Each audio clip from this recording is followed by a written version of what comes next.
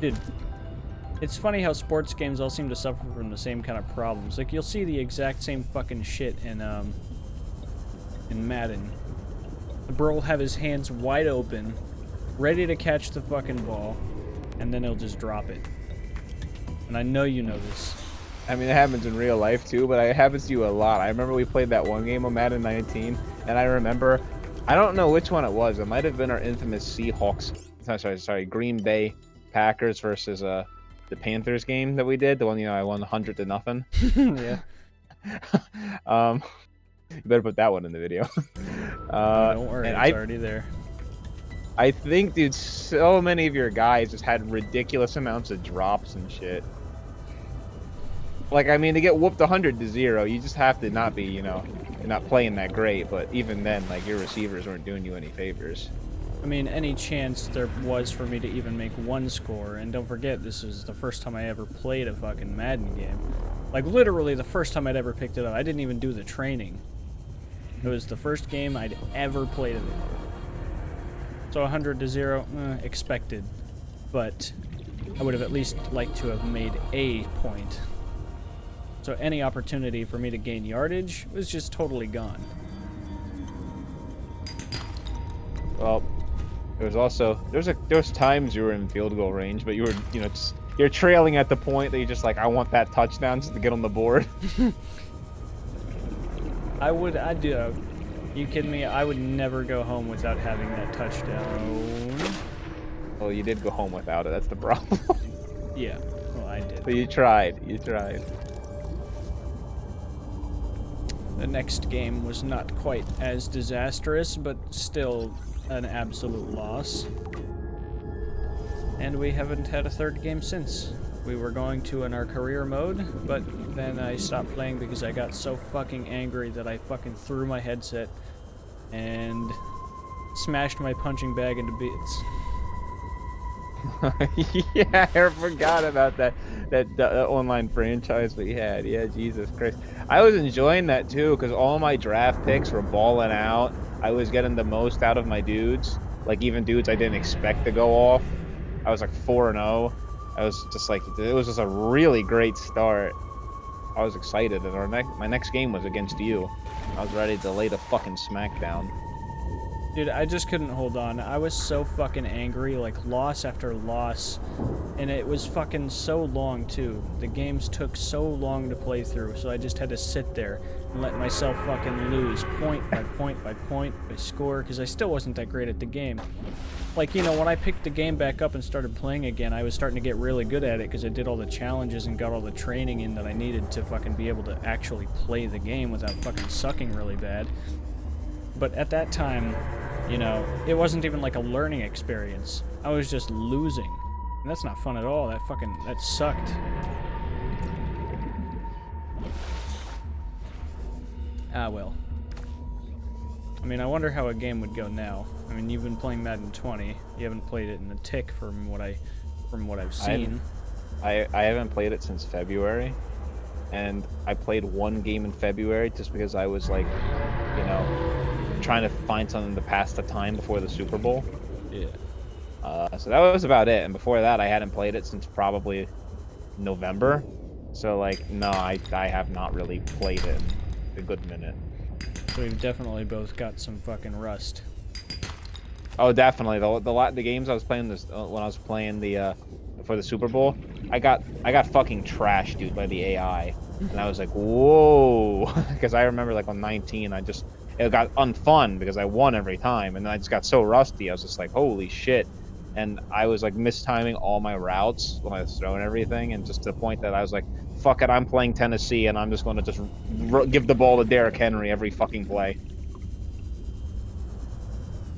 It's like there are some games that you can leave. Like, dude, I came back to Payday 2 today, and I was fucking stomping that shit. Streaked like 20 missions in a row, fucking every single one of them completed flawlessly until I started fucking around at the end. But there are some games where you come back and like Madden, where you come back and you are in fact not a better player than when you left. You are You're like an infant struggling, trying to crawl through butter. I think 2K is pretty easy to pick up after not playing for a while. 30 seconds. It's really not that complicated. NBA? Yeah. I mean, you have to do substantially less thinking than football, so I'd imagine. I mean, I'd honestly say basketball is less strategy oriented. I mean, coaches will draw up plays and stuff, but just it's so fluid and so fast that a lot of it just comes down to, you know, the individual skill levels of the players, where it's like football, you know, it's literally playing to a full every single play, defense and offense. You know, there's not much improvisation going on beyond, I mean, sure, when you snap the ball, sometimes it doesn't work out, and then the quarterback has to, but like usually those plays don't work out, you know? So. Yeah, when a play works out, it works out great. And sometimes there is improvisation. And when there is, it can either be catastrophically bad, or it can be game-saving plays that the quarterback makes. Like, you don't really see the other guys on the field, like your fucking tight ends or your wide receivers making shit up on the spot, unless it's, you know, to do with fucking... Because they have routes they're supposed to run. They're not supposed to, unless they run the route and the quarterback's still scrambling because they haven't been sacked by that time. Shout out to your O-line if that's the case. I mean, but then it's up kind of there to the quarterback to find the open man. 'Cause at that point, your receivers are just kind of running around, like, just trying their best to get open. So you got to give them some credit for that. Oh yeah, absolutely. I mean, if they're doing their job, you know, I'm not gonna say. What am I trying to say here? I'm not trying to talk bad about them and their lack of an opportunity, I guess would be the more respectful thing to say. Okay, never mind. And their lack of an opportunity to improvise. What was I saying again? Sorry, I'm fucking playing Subnautica. God, what was I trying to say? I don't know, man. Either way. I was just saying, you know, I get what you're saying because you were talking about the quarterback. I'm saying, like, the quarterback can't throw the ball if the receiver ain't open. It's a two-man show. Right. It's usually the quarterback making things up on the spot. I fucking can't remember. The O-line's got to hold up, so you got to give them props. And if the O-line kind of collapses, but the quarterback's just scrambling around whichever way, doing, you know, whatever, you give that to the quarterback. You know, someone like Russell Wilson or Pat Mahomes just running around for what feels like a damn eternity. But you also got to give it to the, you know, the receivers or the tight end or even the running back, where the hell gets open downfield for that bomb.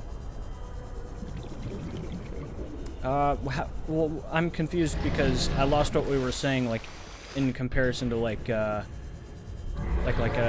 basketball, which you said was yeah, the improvisation, because like they do draw up plays in basketball, the coaches, but they'll draw up a couple at a time too because of the fuck, holy shit! Sorry. They'll draw up multiple plays at a time because of its bang bang nature, but it's like, you know, there's only so much you can really control, in my opinion, as a coach. Like, coaching is important in any sport, but, and this might be an air quotes hot take, I don't know, but like, just in relativity to football, I feel like that the coaching in basketball is substantially less important as opposed to like your players. I mean, sure, you have the whole argument that your coaches are the ones who motivate the players and draw the lineups and the rotations, and sure, that's true, that's not wrong or anything, but just like I said, there's a level of improvisation on basketball, both on offense and defense, where I just feel like the actual players, you know, have more of an individual impact. Your personnel matters a little more than it does, I think, in football, whereas that one is, I would say, not always, but a lot more hinging just on the what, you know, defensive or offensive play the coach drawed up, rather than just having, like, you know, the right player on or not. Like, you know, as a you know 76ers fan, I can think about it like when I think about the last play of Game 7 of the Eastern Conference semifinals the other year when the Raptors won the championship, right? It was game 7. There was tie. It looked like I was about to go to overtime. And with like 2 seconds or maybe even less on the clock, they inbound the ball to Kawhi Leonard, who's in the corner. He's covered like a fly on shit by Joel Embiid. And he just lobs up this 3-pointer that, or it might have been a deep 2. His foot might have been over the line. I don't remember. But the point was, he lobs up this freaking shot, and he's covered by a man like a couple inches bigger than him. Like, it's a complete size mismatch and everything. And he just immediately shoots it. He was kind of like leaning too. He didn't really have time to set his feet. Like, it was not an easy shot. And he makes the game 7 buzzer beater to send the 76ers home. And the point being, like, I mean, describing that is like, it does not matter how you draw up that play or that inbound or who you place where or what they're doing. That shot entirely comes down to, you know, the skill of the player who shot it, you know, making an amazing shot. Whereas, like, in football, I mean, obviously, you know, certain receivers just got some hands that's like they might as well have glue on their gloves, you know, like DeAndre Hopkins. But it's like a lot of times, you know, the play is what gets the guy open, maybe more so than the guy who's running it. Because, I mean, you can, like last year, the Patriots had a god-awful offense, and these guys still made it to the, they still made it to the playoffs. Yeah, I mean, they got sent home in the wild card, but, I mean, like, they just had one of the, and their defense was amazing, sure, but I just mean, like, they were still making plays on offense when they had to, you know, enough to win games with literal nobodies just on the skill of the coaching alone. Right.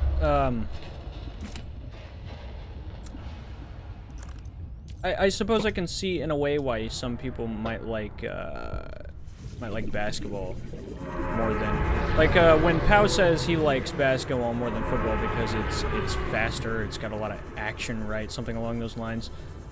Yeah. I can see why he might say that, because it's interesting to see, because there can be like a one-star player in basketball, like, and it happens all the time. There can be somebody who makes all the points, or someone who's incredibly good at their job, like on defense, right, who blocks a lot of shots and, you know, shit like that. And then you've got football, where that's not really so much possible. I mean, you can have a really, really good defensive player, but you can't really have one really good offensive player. Like, it has to quarterback. Exactly. You have to have, like, a perfect quarterback chemistry with your fucking wide receiver. Like that perfect passer rating with Tyler Lockett and Russell Wilson in, what was it, like 2 seasons ago? Well, how they had, like, a perfect passer rating together? Yeah. Yeah, like, football, fundamentally, it's 2 men to tango, no matter what. Unless your quarterback is scrambling every play, which is not the case. But even then, a lot of your rushing success is set up by your O-line. It really just comes down to, like, and I guess that's why they give it overalls, right? Like, rather than saying, like, oh, this man. I mean, they say it about quarterbacks all the time. They praise the shit out of them, talking about how great they are, but you can't praise the quarterback without praising his team. The quarterback can make a fucking amazing throw, but his fame as a quarterback will shrink if his team can't catch it. It can be the most amazing throw you've ever seen, like Patrick Mahomes lob it for fucking 80 yards, you know? Absolutely tank cannon that shit, 120 millimeter. But if fucking Tyreek Hill wasn't down at the end of the field catching it, I mean, Patrick Mahomes wouldn't be fucking... Doesn't matter. It just goes on the stat sheet as an incomplete. Doesn't matter how far he throws it. Yeah. Yeah. Just be another chump with an arm. There have definitely been a couple guys with strong arms in the NFL who, you know, didn't contribute too much more other than a deep arm. Like, you know, again, this would be probably offensive to some Baltimore fans, but Joe Flacco's got a cannon for arm. At least he did when he was younger. Maybe not so much now. But the guy, I mean, he had that Super Bowl year, and that was it. Pretty much, he had one good year. Maybe Baltimore fans would disagree, but yeah, I'm just saying he had that one good year, won the Super Bowl. I guess 1 year is all it takes, right? But you know, just my point being is having that cannon for an arm didn't really, like, you know, it didn't give him a Hall of Fame career or anything like that.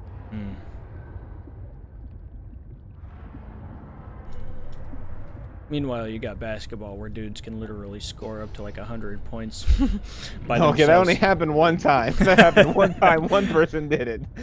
Hey, it's still possible. Yeah. I mean, I don't see a quarterback fucking running touchdowns in every fucking play. I mean, I remember actually. Lamar Jackson does it. I mean, quarterbacks can obviously run touchdowns in, but it's much harder for a quarterback to run in a touchdown than it is for someone in a basketball game who is their main position, you know, shoot for 3. Oh yeah, there's going to be so many shots taken in the game too, whereas a quarterback's only going to be put in a situation where they could potentially rush, you know, a certain amount of times a game, especially because, I mean, just a lot too. The reasons for like quarterback stats, especially rushing, are going to be different because a lot of coaches don't want their quarterbacks, you know, rushing because, you know, when you get tackled and run into the pile of bodies, your chances of getting hurt are, you know, a lot higher than just quickly throwing the ball and not getting touched at all. Basketball is, you know, still a physical sport, but, you know, it's not, no one's not getting tackled. At least they're not supposed to be, right? So, I mean, I remember recently LeBron James mentioned during the NBA lockout almost a decade ago, like 2010, 2011, I think it was, or whatever, that he was preparing his body to play football because he was entertaining the idea of being a tight end in the NFL because he was like a star football player in high school. And, you know, even though he was already like in his late 20s, I think, mid 20s maybe.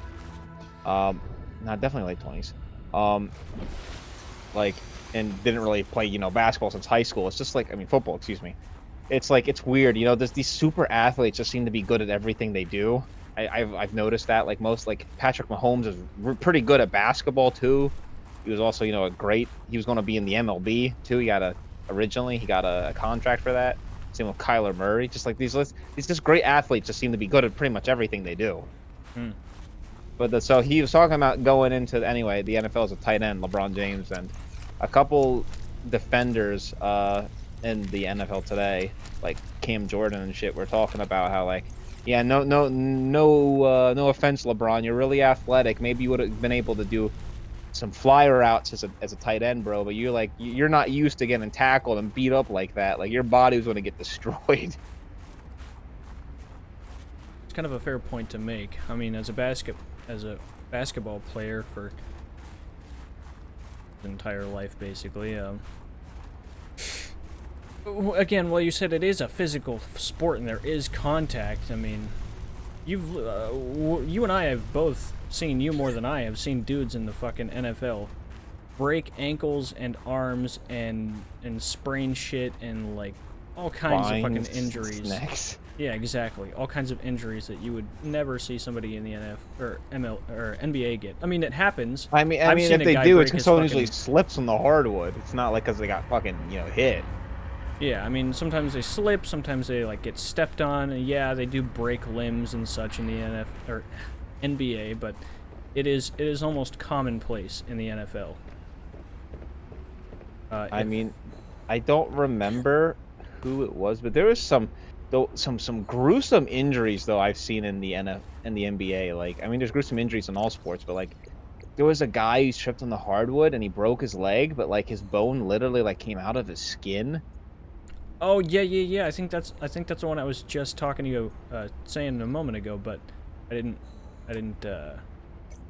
Like, who that it was like that's gruesome. Like, that's horrifying. Like, I've seen some things in the freaking NFL, but I don't know. But there's also some probably worse injuries. There's definitely worse injuries in the NFL than that. They're just not as physically gruesome looking. Like, you know, Ryan Shazier is lucky he can even walk, given, you know, the injury he suffered.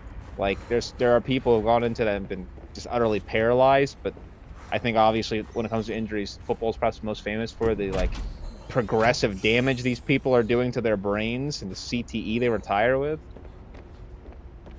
You know, no basketball players, they don't have to wear helmets for a reason. Basketball players aren't retiring with like brains that look like an 80-year-old with dementia and, you know, killing themselves or others. Yeah, I was gonna say, oh god, what was I gonna say? Fuck. In regards to, like, the common nature of football and injuries, what was it? Wasn't it last season that fucking Nick Foles, last season, right? Because he left after... Game 1. Yeah. Broken collarbone. I think it was a collarbone. Don't quote me on that one, but something like that. Bro. It was literally like the first half of the first game. Or maybe the beginning of the third. I don't... But the point is, it was the first game, and it was early on, too. It wasn't like at the end. And the guy was out for, like, most of the season. And it's just... And it's just like, it's not... He's not even the only person like that, you know? Like, Aaron Rodgers broke his collarbone a couple seasons ago, too. And it's just like... You know, these injuries come up time and time again, and they keep happening. Whereas, like, when an NBA injury, people usually aren't even out for a season. They're usually out, like, because they have a muscle soreness or a cramp or something or a bruise, and they just don't want to risk aggravating it, making it worse. Right, and they fucking take time off when they need to. Meanwhile, you've got dudes in the NFL who are literally playing with their own fucking fate, you know, leaving their fate in the hands of God by going back and doing the exact same things over and over and over again, and taking the exact same hits over and over again, hoping, praying that they don't suffer the exact same injury again. Because, I mean, you can only sprain a limb so many times before you do some permanent damage. Like, a sprain is already semi-permanent damage.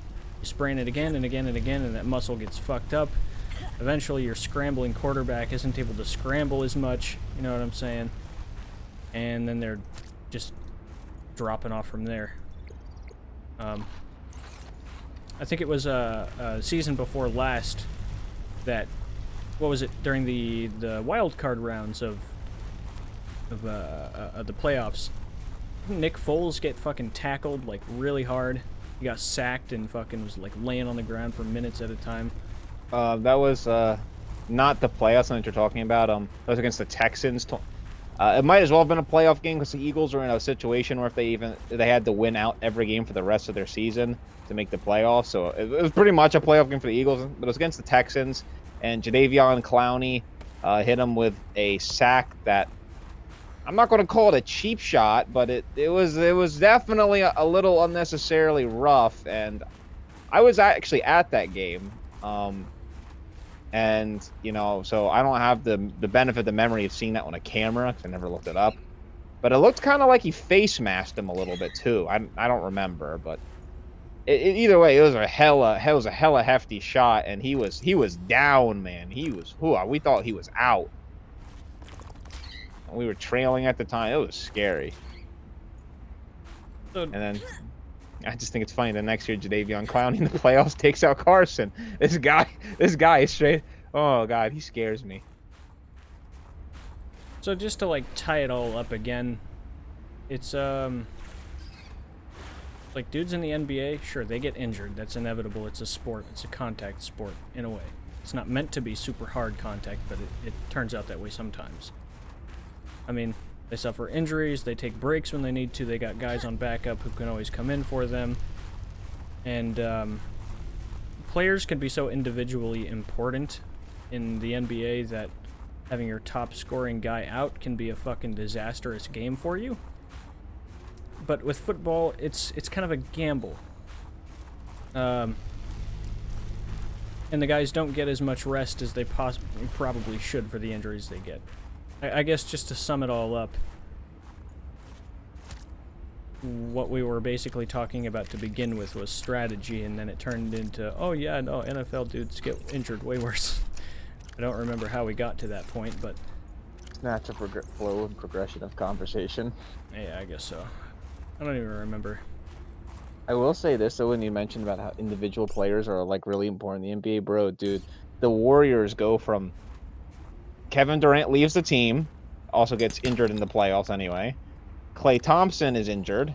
And then their third star, obviously Steph Curry, was injured this season, and you know, 3 of their starters are injured, and the only real like powerhouse from their starting lineup they're still left with at that point. And oh yeah, DeMarcus Cousins, who was supposed to be their super center of doom, you know, he left the team too, and also, if I remember right, got injured. But he's got COVID. COVID. The only starting guy from their lineup they had is Draymond Green, and you know, he's a primarily defensive player, so it's just like they had a bunch of, I'm just gonna put it honest, they had a bunch of bums they had to play, and they went from a team that was in the championship the year before, and you know, part of the league's premier teams, or the association's, excuse me, the association's premier teams, you know, a dynasty, and just God himself said, nope, fuck you guys, your time is done, and just literally all their stars left or got hurt, just like that. And boom, the team went from basically 1 to none. Whereas, like in football, and your quarterback getting hurt can do that, but like any other position other than your quarterback, and it can hurt your team, but it's not really going to like destroy your team in most instances. Like there's not many teams I can think of where like if a player not the quarterback got injured, the team's season is over. If Tyler Lockett wait, Nick Bennett is still the tight end, right? I think he is. know. I'm going to Google that. No, he's part of the Broncos now. Oh damn. Well, shit. I don't remember where was that after last year or was it before? I think he left this offseason. Damn. Well, I was gonna say, I mean, if the same thing can kind of happen in football too. You're right. Like in the NBA, it's so much more important because you know star players are star players. And in football, there can only really be one MVP, right? No, there's two actually, isn't it? One per. There's one for the regular season. Wait, football or basketball? Football. I thought there were like one no, per there's the division. MVP plus the Super Bowl MVP and the Pro Bowl offensive and defensive MVPs. So if you don't really count the Pro Bowl MVPs, it's just the Super Bowl MVP and the regular MVP. Oh, I gotcha.